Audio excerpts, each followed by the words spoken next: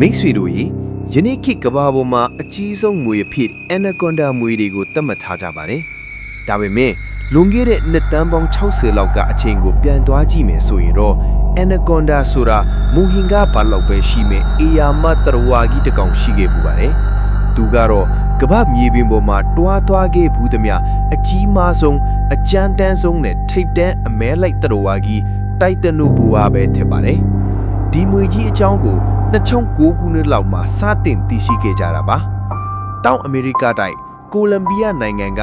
ဆယ်ရီဟွန်လို့ခေါ်တဲ့ကမ္ဘာအကြီးဆုံးကြောင်မီးသွေးမိုင်းတွင်းကြီးထဲမှာကြောက်ဖြစ်ရုပ်ကြွင်းတွေကိုရှာဖွေတွေ့ရှိခဲ့တာဖြစ်ပါတယ်။တိပ္ပံပညာရှင်တွေဟာအစကတော့ဒါကိုမိကြောင်ရုပ်ကြွင်းလို့ထင်ခဲ့ကြပေမဲ့တေချာစစ်ဆေးကြည့်တဲ့အခါမှာတော့ဒါဟာအေယာမတ်မွေကြီးတစ်ကောင်ရဲ့ကြောရိုးစစ်ဖြစ်နေတာကိုအန်အောဖွယ်တွေ့ရှိခဲ့ရပါတယ်။ဒါဆိုတိုက်တနိုဘွာကဘလောက်တောင်ကြီးမားတယ်လဲ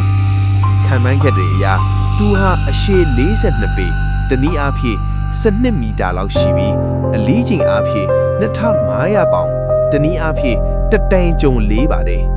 မြင်တောင်ပြောရရင်ကျောင်းကားတစ်စီးစာလောက်ရှိပြီးကားတစ်စီးလေးလောက်လေးလံပါတယ်သူ့ရဲ့ကိုယ်လုံးအကျေကလူတစ်ယောက်ရဲ့ခါးလောက်အထိတုတ်ခိုင်ပါတယ်တကယ်လို့များတိုက်တနိုဘွာတွေတာအခုချိန်ထိရှိနေသေးရဲ့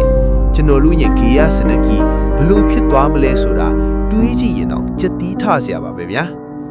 ကဲဒီဗီဒီယိုလေးကိုနှစ်သက်တယ်ဆိုရင် like ပေးခဲ့ဖို့နဲ့တငယ်ချင်းတွေကိုပြန်လည်မျှဝေပေးဖို့မမေ့ပါနဲ့ခင်ဗျာ